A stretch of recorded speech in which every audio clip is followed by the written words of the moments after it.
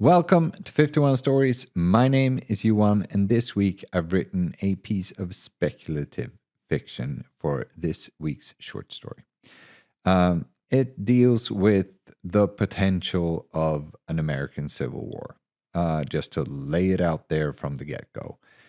I don't know what this is. I have no opinion on the matter, although I don't know. It's sort of in the zeitgeist and it creeps into the consciousness of everyone paying attention, I guess. So it's a bit inevitable that it would like cross my mind sooner or later or end up in a story at some point. And that's what's fun about doing these weekly stories where I just write between a Monday and a Friday. Because sometimes you end up getting a bit topical. And as a writer, I try to steer clear of being political, which I try to do here as well. I am of the firm belief that culture is upstream from politics and that artists are supposed to be artists. So consider this speculative and not necessarily like some kind of opinion piece on anything. Because although it contains some thoughts, it's more of an exploration of what's possible. And yeah, with that said, here's this week's short story titled The War for the Spirit of the West. Camp Rush, the US FOB on the Western Front, Week 4, Day 3. I hate Utah. I mean, the view's amazing, but the Mormons, man, extremely polite, nice people, armed to the teeth, just disturbs the shit out of me. The militias have been through for weeks. The grunts gas up their trucks, feed them rounds, and send them out. There have been a lot of ambulances and helicopters dropping off casualties. The soldiers call them meat wagons and helos. They stopped coming a few days ago. There are rumors of a big push, but no one tells a journalist anything until it's grind time. We're a liability, and we're treated accordingly. I tried reaching my aunt in LA. The civilians are supposed to just stay locked down, wait for this shit to blow over, but that lady couldn't keep her head down hanging from her feet. Most of the red states have been pretty calm. I don't worry about my parents in them. The coasts are being driven into the damn ocean, though. Hopefully, Auntie Cat knows when to shut up and just do whatever the guys with the guns say. I can't believe they're actually doing this. The speakers, come on. The big voice orders everyone to finish their shifts. We're moving out tomorrow. This is it, then. I head out of the press tent. There's some spook half my age babysitting me, says his name's Bob, but he looks like a Tyler or a Cody. As per usual, he shows up in my periphery as soon as I move.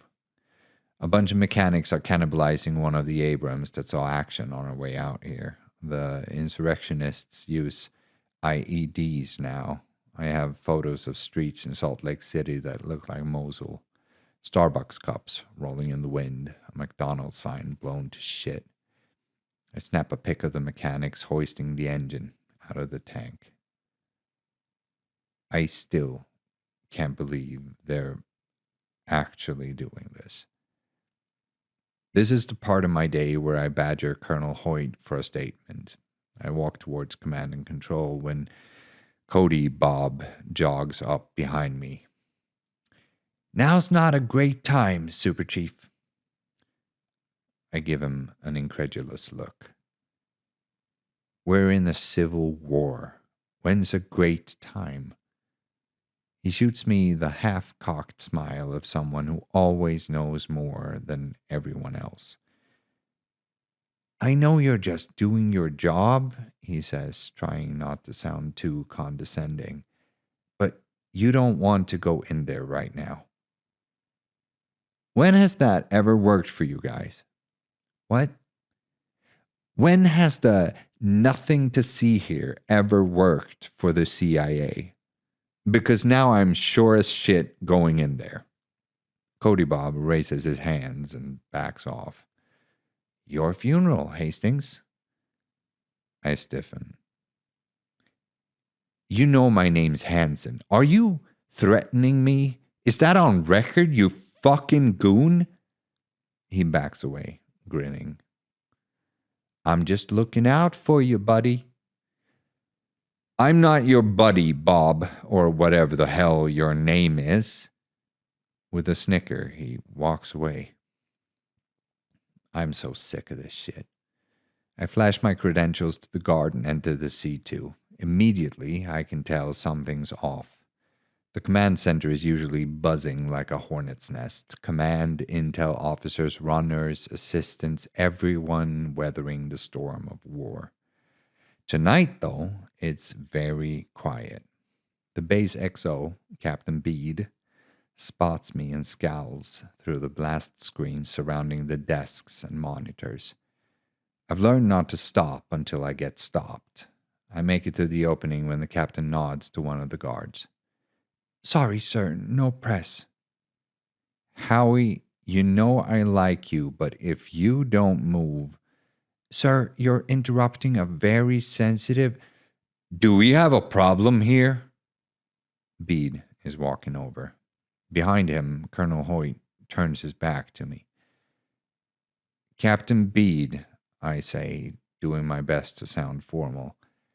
I've been here for weeks. You guys haven't given me a single statement to work with. What's going on? That doesn't concern you, Mr. Hansen. You're assigned to interview the soldiers. Your press clearance stops right there, and if it were up to me, it would stop 20 feet from that door. He points a stiff finger at the exit. Well, it doesn't, and I've interviewed everyone who talked to me, and they all give me the same shtick. I was promised a statement from Commander Hoyt when I came out here, and now you're leaving. What's happening on the front? What's going on in LA?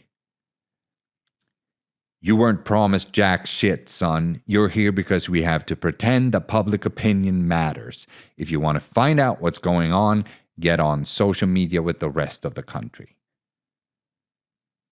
Pretend that public opinion matters. Is that on record, Captain Bede? He flashes his teeth at me. You're a weasel, Hansen. If you were a true patriot, you'd stop criticizing this war effort every chance you get. I can have you detained for... Captain Bede. The way Commander Hoyt's voice cut through the command center makes it very clear who's in charge. He walks over. This is the first time in 4 weeks he's looked directly at me. Mr. Hansen, he says, reaching out to shake my hand. I simmer down, return the gesture. I understand your frustration, Mr. Hansen. You're only doing your job. Yeah, you guys keep telling me that every time you're trying to stop me from doing it. To my surprise, there's a twitch in Hoyt's mustache. Tell me, Mr. Hansen, what is your job? I'm about to launch into the speech I've been practicing at night for weeks when I realize that the question is genuine. I'm here representing the public, sir. I'm here to find out what's going on. Bede scoffs. Hoyt raises his hand for me to continue. I'm here to try to understand why this is happening and what it means. People are out there right now, and all they can see is the U.S. military turning on its own citizens. It is my job to find out why and try to remind us that we're all the same. I'm not interviewing soldiers to find out your strategies. I don't give a fuck. I'm trying to tell the stories of the people who are here and show everyone that they're going through the same horrors as everyone else. I'm trying to tell the story of Americans ordered to kill Americans, so that maybe, just maybe, we'll remember who the hell we are and stop this madness. Hoyt doesn't say anything, just nods. Bede is seething. "You're dismissed, Captain Bede," Hoyt says. Bede shoots me a glare and goes back to whatever he was doing before I interrupted. "Let's take a walk, Mr. Hansen." Hoyt motions for me to follow and walks next to me to the door. When we step outside, he tells the guard to take a smoke out of earshot. "Are you recording?" he asks. I shake my head. I'm not. "Well, then please write this down, verbatim." I hate when interviewees tell me what to do, but this is the commander. I take my notebook out and click the pen. Hoyt straightens up and puts his hand behind the small of his back. "I admire your courage, Mr. Hansen. The fact that you're here is admirable on its own merit, as is your convictions and your willingness to put your life on the line for them." I sense a but. It turns out to be a however. "However, you are misinformed about the nature of this conflict. This is not Americans fighting Americans. This is the U.S. Army dealing with the consequences of foreign aggressions into the territory of the American mind." I look at him for a second, trying to process what he's saying. The American mind? He locks eyes with me. "You're looking for a statement, and now you will get it. This is not a civil conflict, but a proxy war fought in the metaphysical landscape of competing ideologies. We are not fighting Americans out there, Mr. Hansen. We are combating avatars of a competing superpower's ideology, hell-bent on destroying everything our freedom and our liberties have earned us. And as long as we are still free, we will not lose that war. This is a war fought between the spirit of the West and those seeking to extinguish it." I don't know what to say. Just make sure I get the words down so I can process them. He gives me a minute. Then I look up at him, pen still pressed against the paper. "So, what? You're planning to just root them all out and kill them?" Hoyt gives me a long, silent stare before he answers. "That's why Captain Bede is suspicious of you. He sees you for what you are." "And what is that?" I ask. "An ideological attack vector," Hoyt says. I never get the chance to ask what that means. Commander Hoyt waves the guard over and goes back inside. I'm left standing outside the C2, staring at my notepad. "Got what you came for, Super Chief?" It's Cody Bob. I look up at him, feeling completely drained. "They're a cult," I say. Cody Bob smiles, holding up a correcting finger. "We're a cult, Mr. Hansen. Right?" All right, that was The War for the Spirit of the West. And yeah, this is a subject that I've been processing for a while now, about a decade or so, I guess. And yeah, I'm not American. I'm not invested in, I don't have skin in the game, as they say, but it still feels like we all kind of do, because that tends to be the way with superpowers. Like whatever happens to them happens in some way to the rest of the world, or at least it affects us all. And yeah, I was a bit surprised by the way this came out. I'm not, like I said at the start, I'm not like into trying to drive a message in my writing. It's just an exploration. And I guess that I've been listening to so much analysis of what war will look like in the future, and that it is something that is now fought more in the minds of people. And not meaning that they imagine the war, but meaning that war has become this propaganda thing, like it more than ever. Like it has always been about competing ideologies, but now um, it has reached such a fever pitch uh, because of the readiness for people to consume um, like propaganda. And yeah, I guess it affects everyone at every layer all the time. And it's getting harder and harder to discern between what's real and what's not. It's like we passed a point somewhere where we stopped living in our direct reality, like to not stopped entirely, but okay, let me explain it this way. This is how I've sort of seen this develop as, just an observer and a creative who's always trying to like see the narrative of the world, I guess.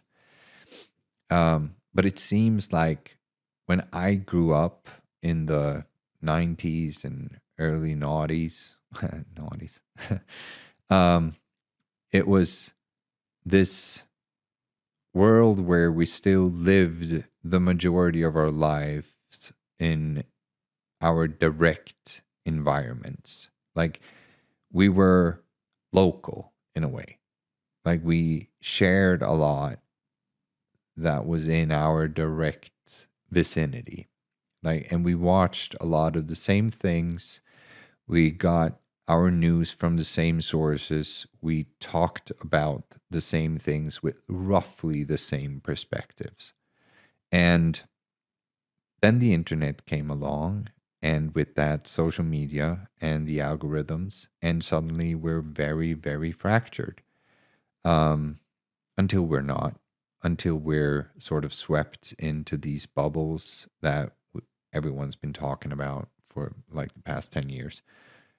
They used to call them filter bubbles, which I still think is a pretty apt term to describe it. But that provides us with this very strange way to look at the world, or is a very tailored way to look at the world, tailored to our um, ourselves as individuals, and we sort of find our comrades, our people, the ones who agree with us. We find them online instead of in our environment, in our direct vicinity. And I think that this has caused people to sort of live more of their life in the metaphysical realm instead of the physical. Like our reality is sort of fractured, and like this layer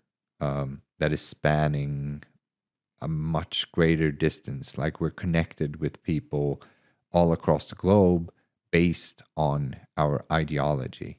And I guess the core of this short story just highlights that thing.